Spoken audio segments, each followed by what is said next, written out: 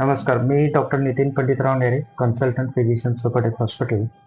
आज आम्ही पॉडकास्ट घेत आहोत लिगामेंट इंजुरीबद्दल, त्याची ट्रीटमेंट आणि त्याचा आउटकम याबद्दल. तर सर्वात पहिले मी ओळख करून देतो. आपल्याबरोबर आहेत doctor Shantanu आयडे sir.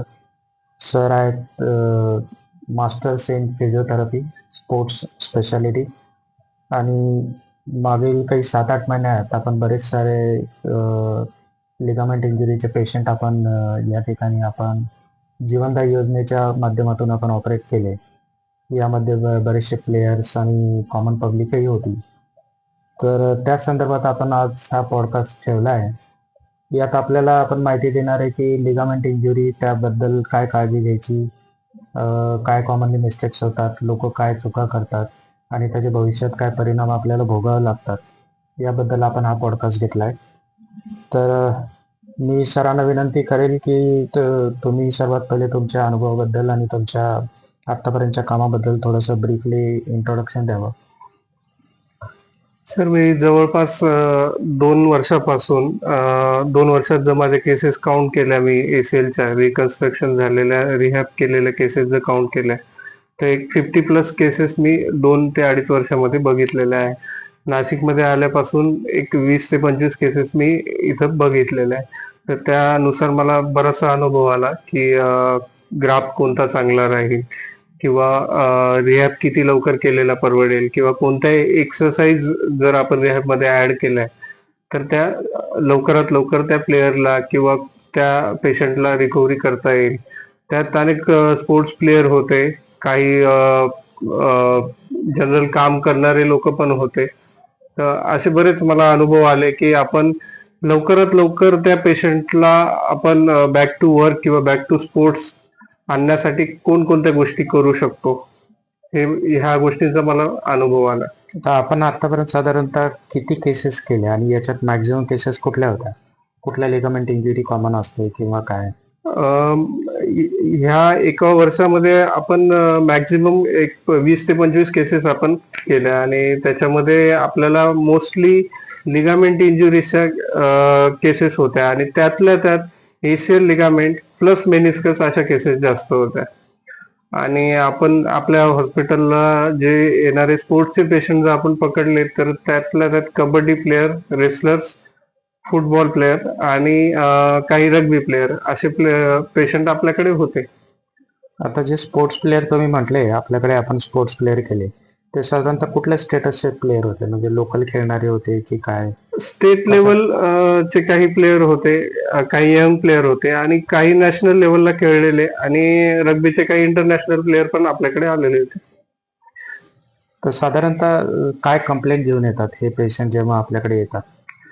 Generally patient येताना जेव्हा लिगामेंट इंजुरी पूर्णपणे झालेली असते, त्यांना माहित असतं की आपलं लिगामेंट तुटलेलं आहे, त्यांना रिपोर्ट त्यांनी डॉक्टरला दाखवलेलं असतं की पूर्णपणे कम्प्लीट टिअर आहे, पण पेशंट ऍक्सेप्ट करायला तयारच नसतो की मला काही झालंय. पेशंट येताना आपल्याला म्हणतो की सर, मला तर पळता येतंय, माझ्या पायाला सूज पण नाहीये, मला तर काही डेली ऍक्टिव्हिटीला काही त्रास होत नाही. पेशंट असं ऍक्सेप्ट करायला तयार नसतो की आपल्याला लिगामेंट पूर्णपणे कम्प्लीट टिअर झालंय आणि त्यासाठी कोणत्या सर्जरीची गरज आहे, ही गोष्ट ऍक्सेप्ट करायला थोडा पेशंट हे करत. जे आपण लिगामेंट इयर म्हणतोय, ही लिगामेंट इयर म्हणजे कुठल्या जॉईंटची आणि कुठल्या कुठल्या लिगामेंट असतात की ज्या कॉमनली तुटतात, आणि ते कुठल्या स्पोर्टमध्ये कॉमन असतात किंवा का कॉमन असतात हे जरा सांगा.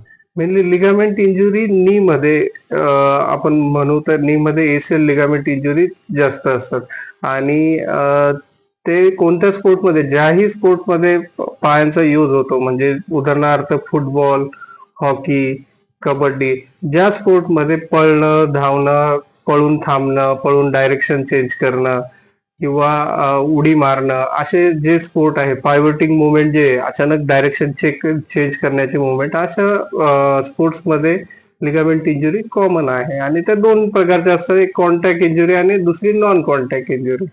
कॉन्टॅक्ट इंजुरी म्हणजे एखाद्या प्रेशर पडल्यामुळे, एखाद्या बाहेरच्या गोष्टीचा प्रेशर पडल्यामुळे त्या पायाचे लिगामेंट तुटतात, हे झाले कॉन्टॅक्ट इंजुरी. आणि नॉन कॉन्टॅक्ट इंजुरी म्हणजे त्या प्लेयरचा स्वतःहून ते लिगामेंट चुकीचा पाय टाकल्यामुळे किंवा उडी मारताना वेगळ्या डायरेक्शन मध्ये पाय असताना लँड झाल्यामुळे जे तुटतात ते नॉन कॉन्टॅक्ट इंजुरी असं. आता आपण बघितलं बरेचसे पेशंट आपल्याकडे आले, त्यांना इंजुरी पण बऱ्याच काळापूर्वी झालेली इंजुरी होती. पण एनी हाऊ काही पेशंट डिले झाले, काही पेशंट मिसगायडेड होते. तर या बाबतीत काय अनुभव आहे? मी आताच आधी सांगितलं ना की पेशंट ऍक्सेप्ट करत नाही की आपल्याला काहीतरी मोठी इंजुरी झाली आहे किंवा लिगामेंट आपलं पूर्ण तुटलंय.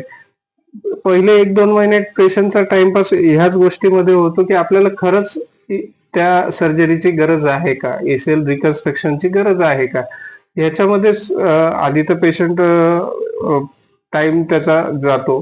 तो बऱ्याच लोकांना विचारतो, काही लोक सांगतात की नाही केलेली चांगली, किंवा जी सर्जरी केली तर सर्जरी नंतर तुझा परफॉर्मन्स कमी होऊन जाईल वगैरे, अशा बऱ्याचशा गोष्टी त्या पेशंटच्या कानावर येतात. त्यामुळे पेशंट थोडासा घाबरत असतो, त्याला कॉन्फिडन्स नसतो.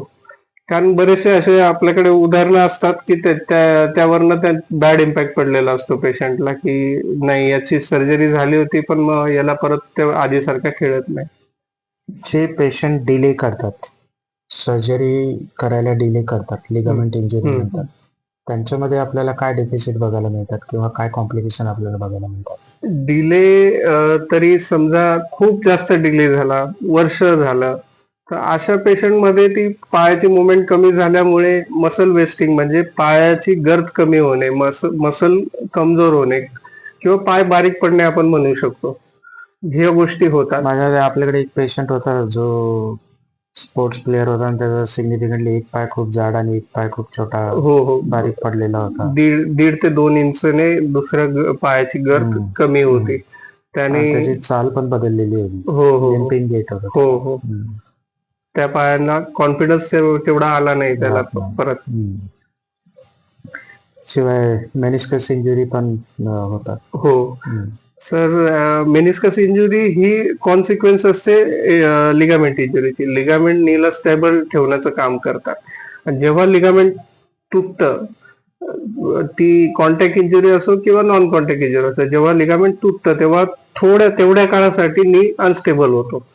आणि जेव्हा नी अनस्टेबल होतो त्या खालील जी मेनिस्कस म्हणजे गुडघ्याची गादी, ती पण एका प्रकारे स्टेबल ठेवण्याचं काम करत असते गुडघ्याला. जेव्हा लिगामेंट तुटतं त्या इम्पॅक्टनी लिगामेंट तुटल्यानंतर जी हालचाल होते ज्या हाडामध्ये, फिमरमध्ये, त्या हाडामध्ये हालचाल झाल्यामुळे मेनिस्कसही त्या ठिकाणी थोडा डॅमेज होण्याची शक्यता असते.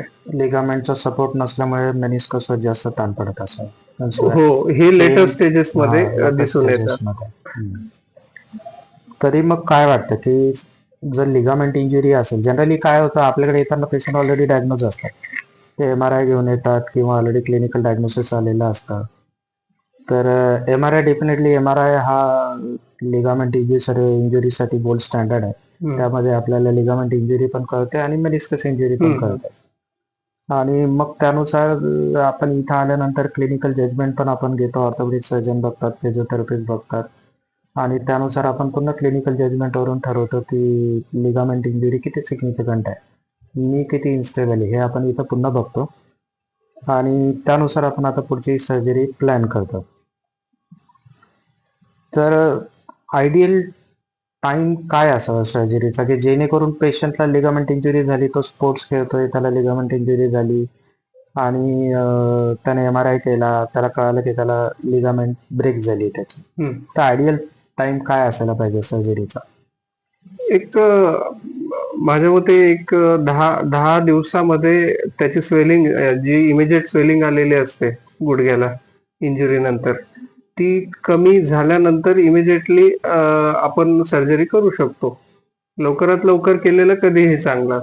लिगामेंट इंजुरी झाली, आपण सर्जरी प्लॅन केली, त्याच्या आधी आपण फिजिओथेरपी काही प्लॅन करतो का पेशंटला? हो, जर लिगामेंट इंजुरी झाली आहे, आयडियल काय की म्हणजे लिगामेंट इंजुरीच्या आधी पण फिजिओथेरपी असावी, नंतर पण फिजिओथेरपी असावी, किंवा पहिले मग लिगामेंट ऑपरेट करून घ्यावी मग नंतर फिजिओथेरपी असावी? काय अलीकडे काही रिसर्चेस झालेले, त्यांच्यामध्ये त्यांनी सांगितलंय प्री हॅब म्हणजे सर्जरीच्या आधी केलेला रिहॅब जो प्रोसेस आहे, म्हणजे लिगामेंट इंजुरी झाली आणि त्यानंतर फिजिओथेरपीने एक्सरसाइज घेऊन त्या पायाची स्ट्रेंथ वाढवण्याकडे 15 दिवस ते 1 महिना जर व्यवस्थित लक्ष दिलं आणि त्यानंतर सर्जरी केली तर सर्जरी नंतरचे रिझल्ट बेटर असतात, किंवा तो प्लेयर कम्पेअर दुसऱ्यांची कम्पेअर केलं ज्यांची फक्त नंतर रिहॅब झालेलं आहे त्यांच्या पेक्षा लवकर तो रिकवर होतो असं दिसून आलेलं आहे.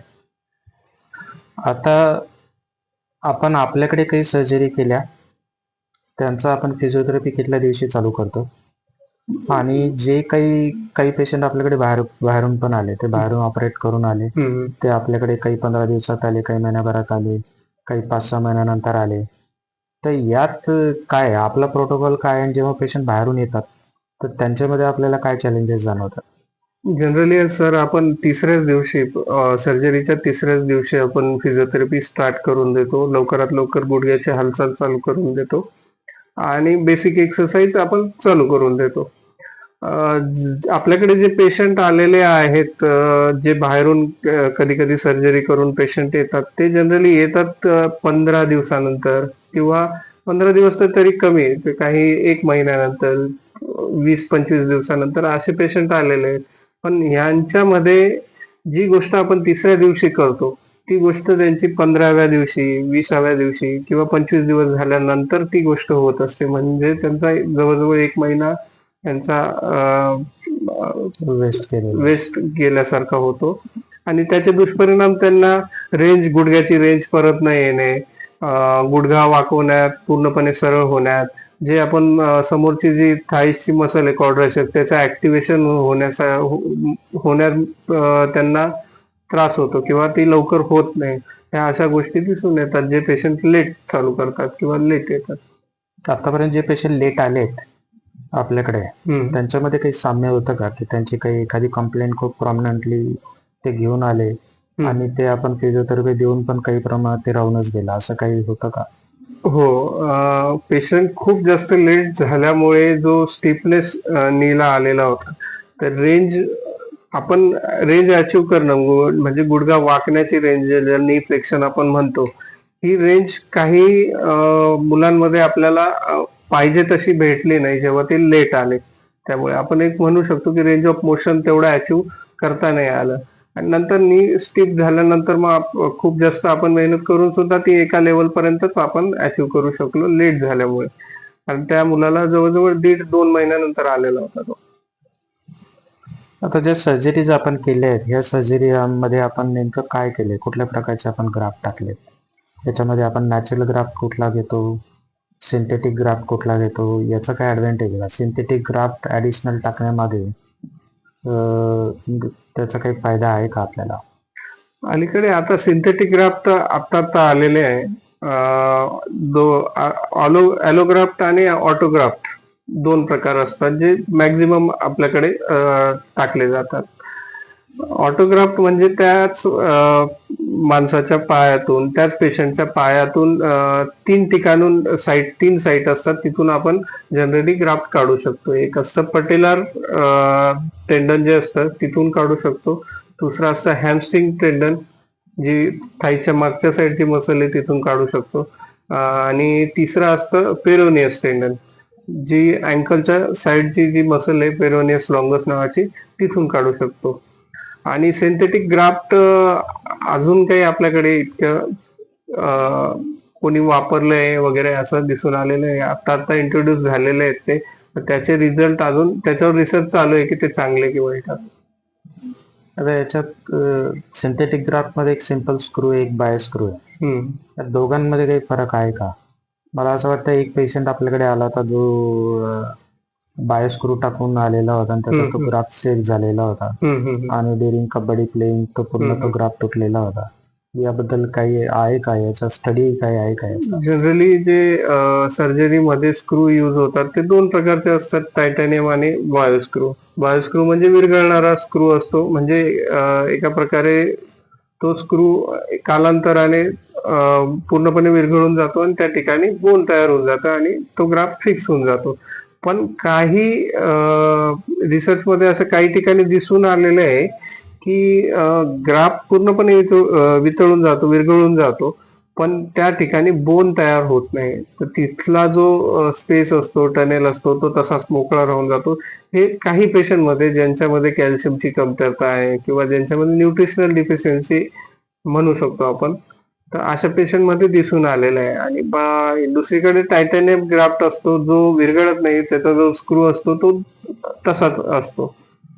तर त्या ग्राफ्टमध्ये असं काही दिसून आलेलं नाहीये. तसं दोघंही ग्राफ्ट चांगले आहे, जर पेशंट हेल्दी असेल तर. लिगामेंट सर्जरी केल्यानंतर मग न्यूट्रिशन वरही तेवढंच लक्ष द्यायला पाहिजे. हो, नक्कीच. प्रोटीन इंटेक, कॅल्शियम इंटेक, हो, हो. रेग्युलर एक्सरसाइज हो, हो. कसं आहे. तर जेवढा महागडा ग्राफ टाकला म्हणजे तो एकदम छान झाला असंही काही नाही. असं काही नाही. असं काय कॉमन मिस्टेक काय करतात प्लेयर्स, म्हणजे ऑपरेटही झालं आणि काही वेळा त्यांच्या ऍक्टिव्हिटी पण त्यांनी रिझ्यूम केल्या, हम्म. तर काही कॉमन मिस्टेक असतात की प्लेयर करतात आणि पुन्हा त्यांना ते काही त्रास होतो? सगळ्यात बेसिक मिस्टेक म्हणजे रिहॅब न करणे. ही सगळ्यात बेसिक मिस्टेक की फिजिओथेरपी न करणे. ऑपरेशन झालं, ऑपरेशन नंतर तुम्ही फिजिओथेरपी चालूच केलेली आहे किंवा त्याला एवढं महत्व दिलं नाही, ही सर्वात बेसिक मिस्टेक. यामुळे पुढे खूप प्रॉब्लेम होऊ शकतात. दुसरी मिस्टेक, फिजिओथेरपी कमी वेळ करणं. म्हणजे जो एसीएल रिहॅबचा जो पिरियड आहे, टोटल 6 ते 7 महिन्याचा पिरियड आहे. त्यापैकी पहिले 2-3 महिने फिजिओथेरपिस्टच्या अंडर ऑब्झर्वेशन मध्ये तुम्ही रिहॅब करणं गरजेचं असतं. ते शेड्यूल जे आहे ते फॉलो न केल्यामुळे बऱ्याच लोकांना त्रास होतो. आणि काही मुलांचं अजून एक चूक होते की ते खूप लवकर खेळायला रिटर्न जातात. फिजिओथेरपी रिहॅब झाल्यानंतर लगेच खेळायला जातात, असं नसतं. जो पिरियड असा आहे की 3 महिने फिजिओथेरपी रिहॅब स्टेप वाईज चालतो. त्यानंतर हळूहळू स्ट्रेंथ आणि कंडिशनिंग कडे आपण 2 महिने लक्ष देतो. त्याच्याकडे येऊ आपण. तर आपण जो आता फिजिओथेरपी प्रोग्राम इथे करतो आपण, माझ्या होते 3 महिन्याचा प्रोग्राम होतो, याच्यात आपण पेशंटला मोबिलाइज कधी करतो, वेट बिअरिंग कसं आपण स्टेप बाय स्टेप ऍडवाइस करतो, त्याला उडी मारणं कधी आपण ऍडवाइस करतो, त्याला रनिंग आपण कधी ऍडवाइस करतो, आपला कसा प्रोग्राम आहे, 3 महिन्याचा आपण कसा राबवतो? सुपरटेक हॉस्पिटलला आणि सुपरटेक फिजिओथेरपीला आपल्या इथे जो प्रोग्राम आहे 3 महिन्याचा आहे. 3 महिन्यापैकी आपण ऑपरेशन नंतर 3ऱ्या दिवशी सुरुवात करून देतो फिजिओथेरपीची. त्यानंतर आपला मोटो पहिल्या 15 दिवसाचा मोटो असतो की गुडघा अबो 90 डिग्री फ्लेक्शन व्हावा, म्हणजे वाकावा. आणि 1 महिन्याच्या आत किंवा 1 महिन्यामध्ये पेशंटला चालता यावं, या दृष्टीने आपण पूर्ण प्रयत्न करत असतो. तर 1 महिन्यामध्ये आपला पेशंट चालायला पाहिजे, हे आपलं एम असतं. आणि वेट बेरिंग जे आपण असतं, जे पेशंटला ऑपरेशन नंतर पायावर वजन टाकण्याचे जे असतं वेट बेरिंग, तर त्याला आपण सुरुवात करतो जेव्हा पेशंटचा गुडघा पूर्णपणे स्ट्रेट होतो, म्हणजे टर्मिनल नी एक्सटेन्शन ज्याला आपण म्हणतो. पूर्णपणे गुडघा स्ट्रेट होऊन जेव्हा पेशंट उचलायला लागतो पाय, म्हणजे बऱ्यापैकी क्वाड्रायसेप मसल ही स्ट्रॉंग होते, त्यानंतरच आपण वेट बेरिंग चालू करतो. तर असं असतं. आणि सेकंड मंथ मध्ये आपण काय करतो की पेशंट एकदा चालायला लागल्यावर त्याच्या गेटकडे, चालण्याची जी स्टाईल आहे त्याची, काही पेशंट थोडे लंगडत चालत असतात, तर पूर्णपणे व्यवस्थित चालण्याकडे लक्ष, आणि एका प्रकारे रनिंग किंवा जॉगिंग च्या दिशेने आपण जातो. सेकंड मंथ मध्ये उभं राहून एक्सरसाइज करणं, म्हणजे स्क्वॉट, लंजेस वगैरे अशा एक्सरसाइज साठी आपण त्या पेशंटला तयार करतो. आणि सेकंड मंथच्या शेवटीपर्यंत तो पेशंट व्यवस्थित एक्सरसाइज उभं राहून करू शकतो, म्हणजे क्लोज चेन एक्सरसाइज ज्या आहेत त्या व्यवस्थित करू शकतो. राहिलं आता थर्ड मंथ मध्ये, तिथं जम्पिंग ऍक्टिव्हिटी येतात, बेसिक प्लायोमेट्रिक एक्सरसाइज, ज्या एक्सरसाइज मध्ये उड्या मारणं किंवा जोरात पळणं ह्या गोष्टी येतात. अशा एक्सरसाइज थर्ड मंथ मध्ये चालू होतात. थर्ड मंथ मध्ये बऱ्यापैकी प्लेअरला कॉन्फिडन्स येऊन जातो. आता हे नॅशनल प्लेअर आहे, आपण कॉमन पब्लिकचं तो सोडून देऊ, त्याला तो चालायला लागला, वेट बेअरिंग करायला लागला, कदाचित त्याच्यासाठी त्याचं सफिशियंट होऊन गेलंय आणि तो त्याचं रुटीन जॉईन करू शकतो. जो प्लेअर आहे, नॅशनल प्लेअर आहे, की ज्याला त्याचा परफॉर्मन्स अतिशय महत्वाचा असतो, तर अशा पेशंटला लिगामेंट सर्जरी नंतर पुन्हा स्पोर्ट्स जॉईन करण्यासाठी काय क्रायटेरिया आहे, म्हणजे कुठल्या स्टेजला आपण त्याला अलाउ करतो की तुझं आताच खेळ म्हणून? आधी तर 7 महिन्याचा जो शेड्यूल आहे ते त्यांनी पूर्ण केलेला असावा. जनरल क्रायटेरिया असे बरेच क्रायटेरिया आहे, पण त्यापैकी आपण काही जे क्रायटेरिया फॉलो करतो ते मी तुम्हाला सांगतो. त्यात असतं single leg triple hop test नावाची टेस्ट असते. त्यामध्ये एका पायावर आपण 3 उड्या मारायला लावतो पेशंटला. ते ऑपरेटेड आणि नॉन ऑपरेटेड दोन्ही पायांना आपण ती टेस्ट घेतो आणि अंतर बघतो किती अंतरावर चांगल्या पायाने आणि सर्जरीच्या पायाने. तर ते जो चांगला पाय सर्जरीचा पाय आहे तो चांगल्या पायापेक्षा 90% तरी तेवढं त्याचं अंतर त्यांनी केलं पाहिजे. ही एक पहिली गोष्ट असते. दुसरं असतं गर्थ मेजरमेंट आपण घेतो. दोन्ही पायांची गर्थ मेजर करतो आपण. दोन्ही पायांच्या गर्थ मध्ये 1 इंचपेक्षा जास्त डिफरन्स नको किंवा 1 इंचपेक्षा कमी पाहिजे डिफरन्स. जो गर्थ थायचं जो सर्कम्फरन्स आहे त्याचा. तिसरं त्याला कोणत्याही प्रकारचं पेन नाही पाहिजे. आणि काही ऍजिलिटीच्या पण टेस्ट आपण ज्या ग्राउंडवर घेतो त्यामुळे आपल्याला कळतं की ह्या पेशंटची ऍजिलिटी वगैरे कशी आहे. आणि बॅलन्स जो फॅक्टर आहे बॅलन्स साठी सुद्धा आपण स्टार एक्सकर्शन टेस्ट आहे त्याचा किट आहे आपल्याकडे. आपण त्याच्यावर आपण स्टार एक्सकर्शन टेस्टही घेतो. त्याचे पॅरामीटर्स आपण चेक करतो की दोघं लेफ्ट आणि राईट लिम्बचे सेम आहे किंवा किती डिफरन्स आहे ते चेक करतो. आणि ते समाधानकारक असल्यावरच आपण पेशंटला अनुमती देतो की तुम्ही स्पोर्टमध्ये खेळू शकता. आता आपण एक साधारणतः कुठले कुठले पेशंट केले, ते कुठल्या कुठल्या नॅशनल लेवल हे ते असे काय आठवणीतले पेशंट आहेत का ते जे चांगले, नाव न घेता, नाव जरी नाही घेतलं तरी चालेल, पण गावानुसार की इथला पेशंट हा होता वगैरे असं काही नाशिक मधले तर पेशंट आपण बरेच बघितलेस. तर त्या व्यतिरिक्त आपल्याकडे संभाजीनगरचे भरपूर पेशंट आले होते. बऱ्यापैकी प्रो कबड्डी मधले आपल्याकडे प्लेयर येऊन गेलेले आहेत. नगर जिल्ह्यातून आपल्याकडे भरपूर पेशंट आले आहेत. अलीकडे रायगड जिल्ह्यातून आपल्याकडे लांबून पेशंट आलेले आहेत. पुण्याचे आपल्याकडे काही पेशंट येऊन गेलेले आहेत. आणि जवळपासचे जे जिल्हे आहेत तिथून बरेच पेशंट आपल्याकडे रिहॅबसाठी आणि सर्जरीसाठी येतात. तर एक हिंद केसरी माझ्यावरती कॉम्पिटिशनचा पण आपण पैलवान केला, त्याची काय इंजुरी होती? त्याला सर त्याचा स्प्रेन होता, ACL ला स्प्रेन होता आणि मेनिस्कस इंजुरी होते. मेनली त्याचं मेनिस्कस साठी ऑपरेट झालं होतं. तर तो पण एक आपल्याकडे 1-1.5 महिना रिहॅब साठी होता. त्याची इंजुरी जी होती ती त्याने आधी दुसरीकडे रिहॅब चालू केला होता, पण तिकडे समाधानकारक नसल्यामुळे मग तो आपल्याकडे आला होता. त्यानंतर आपण पूर्णपणे त्याला रिटर्न टू स्पोर्ट नेलं होतं. आता आपण या दूरच्या पेशंटसाठी आपल्याकडे रेसिडेन्शियल फॅसिलिटी पण अवेलेबल केली की जेणेकरून या पेशंटला इथे बाहेरून प्रवासाची गरज पडायला नको. इथल्या इथं त्यांनी थांबून दररोज 2 टाइम त्यांनी फिजिओथेरपी घ्यावी अशी आपण सोय केलेली आहे. तर त्याबद्दल काय सांगाल? तर ते चांगलंच आहे, कारण ज्या ठिकाणी सर्जरी होते, एकदा सर्जरी झाल्यानंतर पेशंटला चालणं वगैरे ह्या गोष्टी निदान एक 10 ते 15 दिवस तरी त्याला अवघड जात असतात. अशा वेळेस तिसऱ्या दिवशी फिजिओथेरपी चालू करणं त्या पेशंटसाठी अवघड असतं. की सर्जरी केल्यानंतर पेशंट घरी गेला, त्यानंतर तिथून परत फिजिओथेरपी सेंटर पर्यंत येण्याची जी गोष्ट असते ती त्या पेशंटसाठी अवघड असते. तर त्यांच्यासाठी तर ते बेटरच आहे की तुम्ही हॉस्पिटलमध्ये सर्जरी झाल्यावर तिसऱ्या दिवशी फिजिओथेरपी चालू होते, तुमची राहण्याची सोय तिथं होती आणि त्या पेशंटला येण्या जाण्याचाही जास्त त्रास होत नाही. तर आपण तो 3 महिन्याचा प्रोग्राम तसा राबवतो. हो चालेल.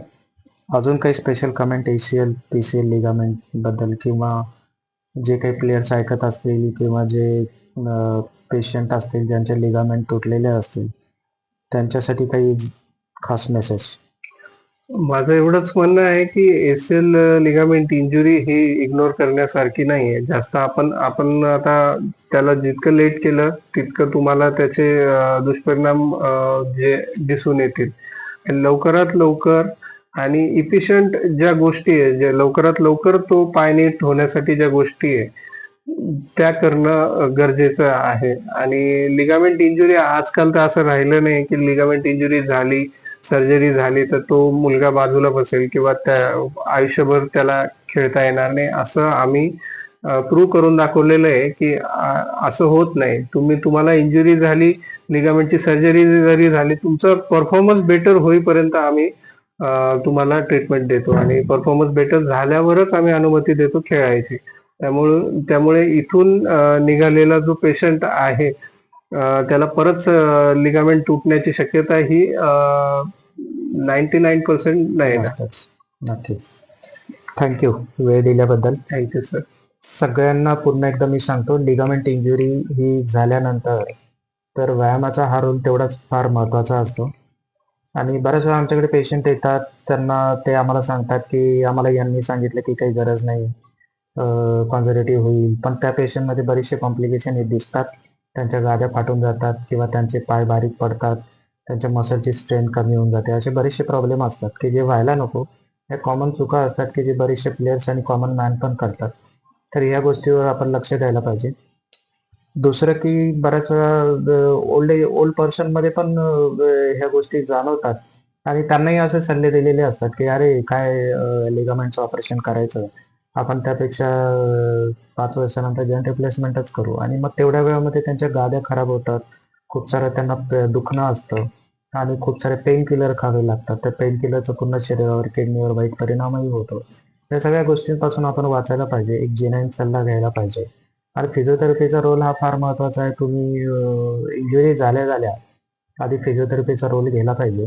प्रामुख्याने आज ह्या पॉडकास्ट घेण्यामध्ये आमचाही शिवाय माझं तोच एक उद्देश होता की लिगामेंट इंजुरी, त्याच्यापासून होणारे कॉम्प्लिकेशन्स ते आपल्याला कसे थांबवता येतील आणि सर्जरी केल्यानंतर पुढचं काय भविष्य असतं, पुढचं फ्युचर काय असतं, हा तुमच्यासमोर मांडायचा एक प्रयत्न होता. शिवाय जो कॉमन मॅन आहे, या कॉमन मॅनला इंजुरी झाल्यानंतर त्यांना पूर्ण पायावर चालवणं हा तर एक भाग होताच. पण जे काही स्पोर्ट्स प्लेअर आहे, ह्या स्पोर्ट्स प्लेअरला त्यांची इफिशियन्सी कमी न होऊ देता, त्यांचा परफॉर्मन्स कमी न होऊ देता, कोणी नॅशनल प्लेअर जर असेल तर त्यांना पुन्हा त्या नॅशनल प्लेअरला तेवढेच ताकदीने उतरण्याची ताकद पुन्हा यावी, यासाठी हे प्रोग्राम सरांनी 3 महिन्याचा प्रोग्राम हा जो आपल्याकडे आता आपण सध्या राबवतोय आणि त्या प्रोग्रामचा आत्तापर्यंत जवळजवळ 25 ते 30 नॅशनल प्लेयर्सने याचा फायदा घेतलाय. तो फायदा आपणही घ्यावा, हा मेसेज सगळ्यांपर्यंत पोहोचावा. असे जे काही पेशंट असतील त्यांना हा व्हिडिओ आपण जरूर पाठवावा. आम्ही नक्कीच त्यांना मदत करू. सुपरटेक हॉस्पिटल नाशिक हे नांदूर नाक्यावर आहे. हे मल्टी स्पेशालिटी 50 बेडेड हॉस्पिटल आहे. आपल्याकडे प्रायव्हेट इन्शुरन्सेस तसेच जे इकॉनॉमिकली पुअर आहे यांच्यासाठी महात्मा फुले आरोग्य योजने थ्रू आपण फ्री लिगामेंट सर्जरी करतो. प्रधानमंत्री आरोग्य योजने थ्रू पण आपण करतो. तर याचा फायदा आपण घ्यावा. आणि जर कोणाला अशा प्रकारच्या सर्जरीची गरज असेल किंवा ऑपरेशन झालेलं असेल, पायाची तुमचा स्टिफनेस गेलेला नसेल किंवा समाधानकारक तुमचा स्पोर्ट्स परफॉर्मन्स नसेल, तर खाली दिलेल्या नंबरवर आपण जरूर कॉन्टॅक्ट करावा. आम्ही आपल्यासाठी जास्तीत जास्त मदत करण्याचा प्रयत्न करू. पुन्हा एकदा मी सरांचे आभार मानतो आणि आपण सगळ्यांनी हा व्हिडिओ बघितला त्याबद्दल आपण सगळ्यांचे आभार मानतो. जरूर आमचं चॅनल सबस्क्राईब करा. अजूनही असे बरेचसे मेडिकल प्रॉब्लेम्स आम्ही आपल्यासमोर घेऊन येणार आहेत. त्यासाठी आपण सगळ्यांनी आमच्याबरोबर राहावं ही इच्छा. थँक्यू.